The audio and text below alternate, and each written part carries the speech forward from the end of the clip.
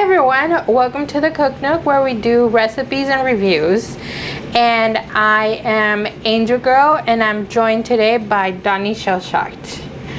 Alright, so today we went to a little restaurant called Yopos in our little small town. And so we wanted to do a small review on just a couple of dishes that we got a taste of, and we wanted to see how they were. If usually on our previous visits we've noticed that their food is usually very oily. I mean, obviously any fast food restaurant, they use a lot of oil, but this is to a point where it will make your stomach upset, so that's not always good.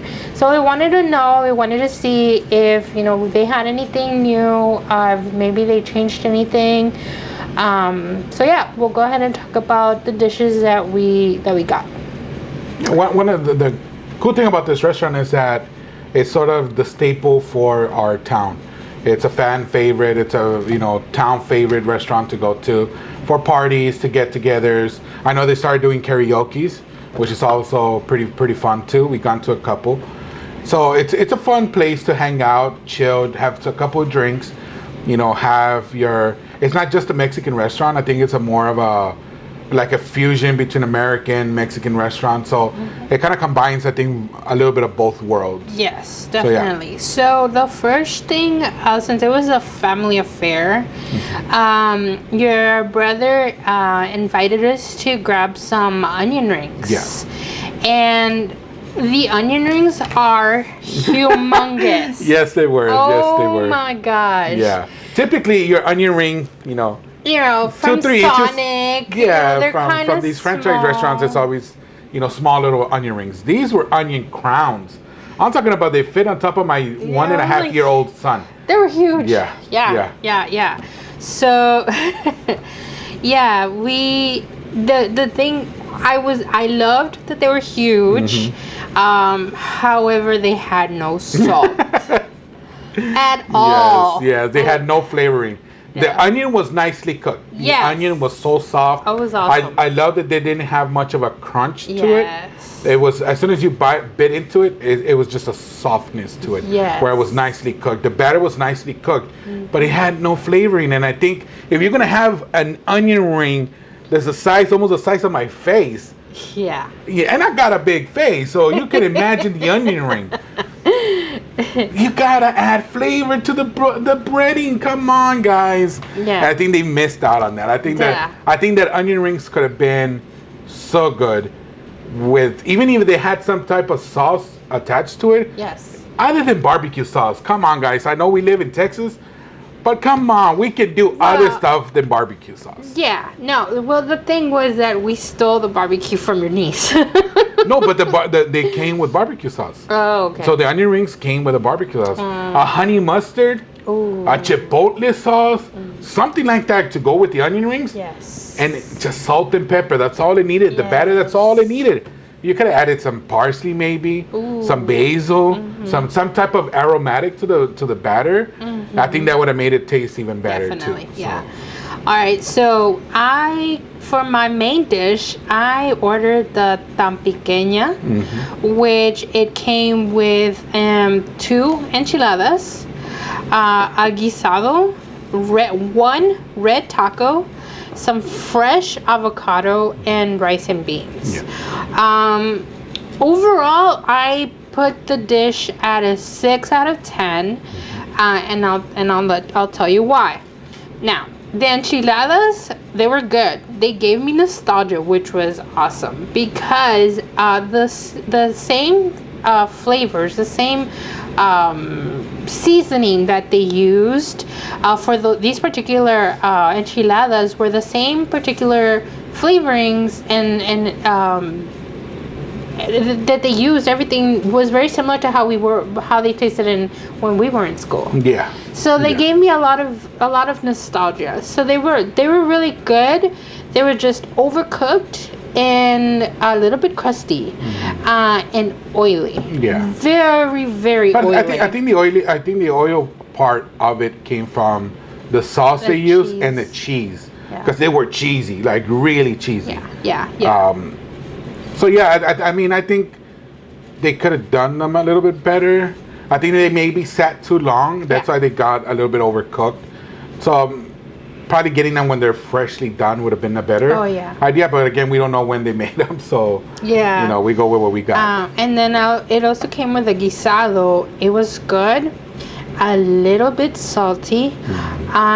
It was too much onion. It was like drowned in onion, and it had too many nerves. Yeah. Usually when you're cooking that type of guisado or that type of meat, you want to chop it really well. But before you even do all that, you got to prep your meat. You got to be able to cut the nerves out, cut a little bit of the fat off. You don't want to take it all off because that's where most of the flavor comes from.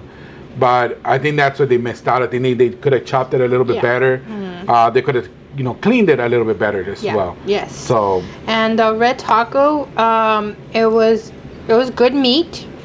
Tomato was it was too big. They gave me a literal freaking this slice of a tomato, which you normally, if you do a taco, it's fine to do a slice of tomato, but it was just literally just put on top of the taco, and it's like, well, if it falls, it falls. Oh well,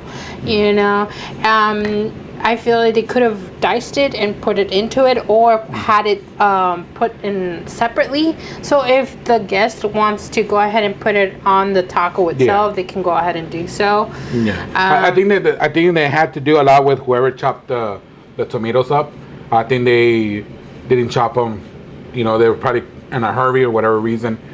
So usually when you want to do that on tacos, you want to make sure your slices are nice and thin. It just fills your taco a little bit better. So yes, and then I was again a little bit greasy. The avocado, this was my favorite part. The avocado itself was very, very fresh, very chunky. Normally, if you go to other restaurants, they give you the super smashed up version of it that doesn't taste fresh. It's just kind of well, it was there a few days ago. Go ahead and eat it.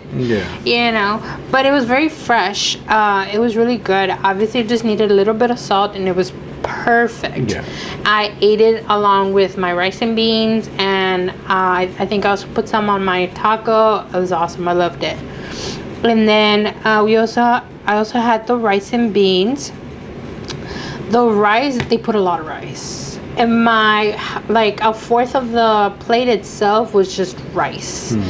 And the beans, there was literally nothing special about them. If for example, in other restaurants, they usually put some bacon and maybe some fresh tomatoes in there, give it more flavor, some cilantro especially. I love it when they do that because it gives it more flavor, and it gives you more of a 3D type of dimensional taste, if that makes any sense. So, you always got to make sure that your beans are flavored, especially in a Mexican restaurant, or if you're going to be serving Mexican dishes. Your beans got to be on point because everybody loves their beans on their Mexican plates. So you got to make sure that your beans are nicely seasoned. If you're going to add bacon or you're going to add pork rinds or anything like that, you got to make sure that it's seasoned. Yes. A little bit of salt and pepper goes a long way, guys. A long way. Yeah. So, and then, the beans, they only gave me this big. Yeah. I like that they do give you the option if you want to go with corn tortillas or if you're going to go with flour tortillas. Yes. Which is always a good thing, especially, being diabetic yourself. It's always better to go with the corn tortillas, but you didn't touch them at all this time around. No. So. It's because since I already had the enchiladas. Yeah.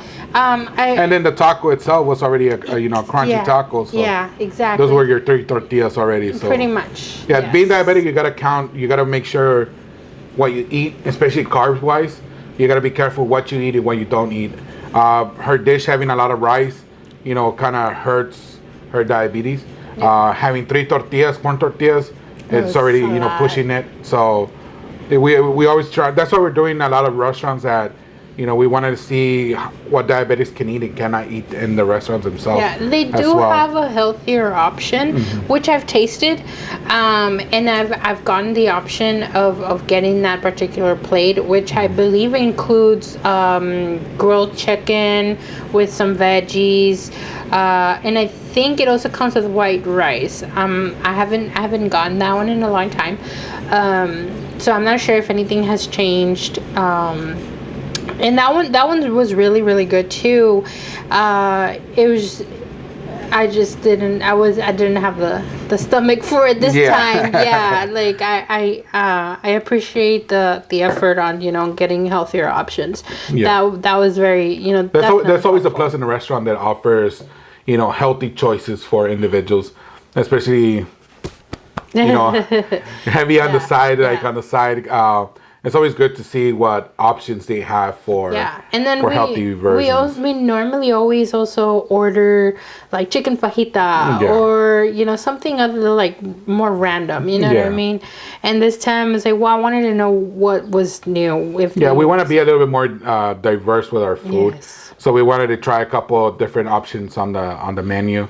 And I know my family was each person was eating something different, so we got a little bit of their take on what food they had. So in case we revisit this restaurant again, we know what to order or what not to order. So yeah, and what I had this time around was called the Buffalo Burger, which I thought was going to be maybe like a chicken drenched in buffalo sauce, something that had a nice kick to it, maybe like a crispy, kind of like a crispy chicken sandwich, something like that. I had not that. I had a burger that had a little bit of hot sauce in it, which was not good at all. And then it had some type of mayonnaise. I don't know what it was. It was very to balance off the... I think so. I think that's why they added that in there. But the buns were soggy. The chicken burger itself was... I mean, I liked that it was nice and thick and cut. But other than that, as soon as I opened it, it was just dripping all over the place. My hands were all greased up because of it. The sauce was all over the place, and it didn't have really good flavor. The chicken itself was nicely cooked. It was nice and juicy, which was good. But everything else was, not good at all. I opted out from the frozen fries that they normally use to homemade, home cut fries. Was not a good idea either. They were greasy. They were oily. They were soggy. And I mean, I've made home fries. Who hasn't? Who hasn't made home fries? And usually what we do is that we cut them up, we put them in water, get some of that starch out, and then we dry them, put some cornstarch on them, and then deep fry them. Or even in the air fryer. We tend to do them in the air fryer too. So they could have done that extra step instead of just cutting the fries and dumping them in the oil. And I think that's why they became really, really soggy. And they just absorbed a lot of the oil and they didn't get crispy like they should be. Overall, that dish, I think I rated it at a 3. Just because the only reason it got a 3 is because it was flavorful. The chicken itself was nice and thick. The fries were okay. So not a dish I would want to order again unless they see that they changed certain things. So overall, my meal was not a good one for that day. So yeah. Well, I'm sorry about that. All right then. Well, I think that is it for our review on Yopos. Remember to like and subscribe to our channel if you like this content. Remember, we also have recipes. If you like this type of content of reviews and recipes, give us a like and subscribe. And we'll see you guys next time. Bye.